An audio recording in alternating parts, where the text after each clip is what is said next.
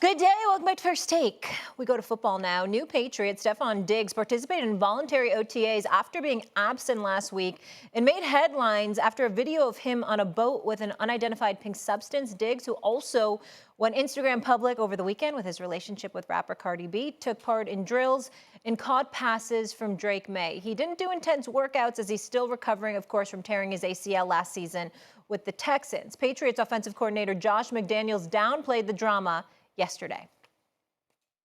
It's a voluntary part of the year. We know that.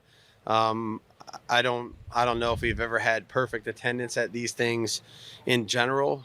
I know he's staying up on the information and the material. And there's so many things and opportunities for us to teach all our guys going forward between the rest of the practices here in the spring and then going into the summer and you know, the many days we have before we actually kick the ball off in September. So I'm not concerned about Steph in that regard. Okay, Canty, I want to start with you on this one. How big of a distraction is this? Well, it's not nothing, Molly. And I get where Josh McDaniels is coming from, their offensive coordinator, but that's just what coaches do when the organization has made a decision to function forward amidst something that could be perceived as a bit of a scandal. When it comes to the Stefon Diggs of it all, you have to ask yourself, is the juice worth the squeeze? You're talking about somebody that's going into his age 32 season, and prior to last year, each of the previous 6 seasons, the guy had over 1,000 yards receiving, yet we're talking about him being on his 4th team during that span. So the question is, why is an uber productive receiver not able to stick on, not able to find a home? And it comes down to the personality, it comes down to the drama, it comes down to the attitude, it comes down to the baggage of Stefon Diggs. And for a franchise that's trying to turn the page on the Bill Belichick era and rolling into this season with a second-year quarterback, having this tension exist where you have to question whether or not your star wide receiver reflects the values of the franchise and the values of the overall program that your new head coach, Mike Vrabel, is trying to build, just doesn't make any sense. S.A.? Stefon, Chris Canty, respectfully, I think you and anybody who has that kind of opinion are not being completely fair to Stefon Diggs. I think this is wrong. Last week was voluntary workouts. There's plenty of people. There's never perfect attendance there, just like Josh McDaniels said. He showed up when he was supposed to show up, so he hasn't violated any professional occupational commitments. That's number one. Number two, he's coming off from Houston. When you bring up the 3 teams that he played for prior to a landing in New England, we all know it was about money. He was in Minnesota. They wanted to make Thielen the focus of the offense from the wide receiver spot. He wasn't having that. He knew he was better. He wanted out. He ended up landing in Buffalo. He was in Buffalo. The only thing that we could say about him that was a negative is his histrionics on the sideline because he wasn't getting the ball when it counted and the Buffalo Bills were losing. I understand that that's not a good look, but it ain't the end of the world, okay? He goes in Houston last year. They were rolling. He tears his ACL, so we understand that. And now he got a 3-year deal that's giving him about $69 million if he's healthy and he can play to be with the New England Patriots. This is not like this brother was some cantankerous individual off the field getting himself in trouble or anything like that. He might have had, you want to, I pointed to the sideline stuff, but that's about it, okay? The brother can play. He's an all-world receiver when he's healthy. We know this. So now let's get to the personal side. To the personal side, he's on this boat. If you got questions about some pink substance that was in his hand at that particular moment in time, you know how you resolve that? Drug test him. That's all. It's the NFL. Figure it out. Drug test him. Chances are you ain't going to find anything. Because listen to what I'm saying. I'm saying it facetiously because I'm saying I don't think he would be stupid enough to do that because that would ruin his damn career, okay? Because they could cut him instantly, all right? He's not going to throw away potentially $69 million because he's hanging on a boat with his woman, Cardi B, and a other bunch of women, okay? I can't believe that he would be that stupid. So now we get into, all right, this quote-unquote salacious photos and all of this stuff. Will you folks, not you guys, not you, CC, not you, Molly, anybody else, I'm talking to the public, will y'all get a damn life?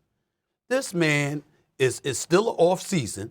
He's on a boat with somebody who is universally recognized for her attractiveness. That is his woman. There are other women on the boat with him, but he is with her and he is with them in his off time doing his thing. If you want to condemn him for anything, you want to get on Cardi B about anything, just say to them, yo, everything y'all do ain't everybody's business. Ladies and gentlemen, Everybody's business ain't to be told.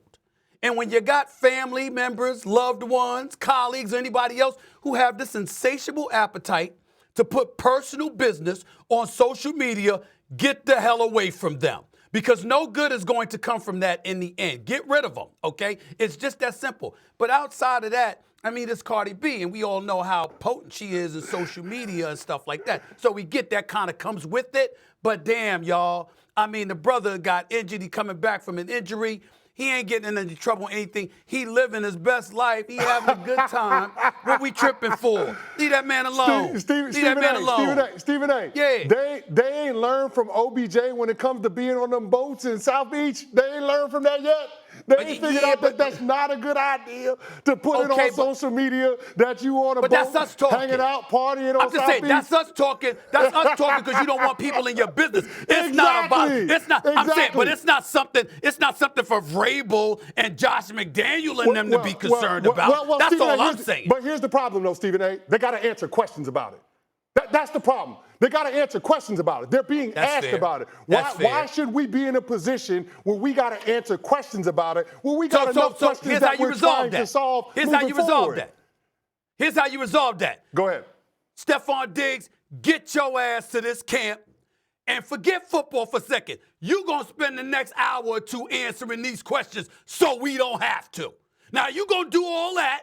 We're going to have a policy in place where you're going to sit before the media because you ain't going to have us answering these questions about you and Cardi B and you being on yachts with fine-ass women. We ain't doing that. You're going to sit up, you're going to answer these questions yourself. That's all. That's all we talking about here. We ain't talking about nothing else. Leave that man alone. Let him answer the questions. Let him, for the punishment should be, if anything, you got to answer questions to the press so we don't have to, because it ain't our business. We shouldn't have to be subjected to these questions about your personal life. You're going to do that, you're going to answer these questions. But that's as far as it should go. It shouldn't act like it's a problem for the Patriots, man. Come on, y'all.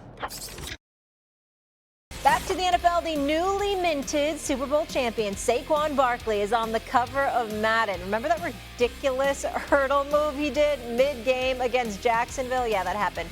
Well, they posterized it, as they should. So with that being said, Canty, here's what I want to know. Do you feel like Saquon has started a running back resurgence, kind of revitalized the position? No, because Saquon Barkley put together arguably the greatest running back season we've ever seen, and he was rewarded with a contract that pays him $20 million a year. The top paid wide receiver in the NFL makes twice that and touches the ball half as much. So, no. I would tell you this. I think Jeffrey Lurie and Howie Roseman has, because what they said is if you have somebody at the running back position who's a high-end producer, we're not going to hold his birth certificate against him. We're going to credit his resume and his level of production and award him accordingly. And I think that's an important point in the distinction to make. Saquon Barkley, Derrick Henry as well, they've helped that cause on behalf of running backs. We'll see if other owners follow. Canty, we have like 5 seconds. But that hurdle move mid-game. Insane. Spectacular. Video game. Like, literally, what? Literally video game.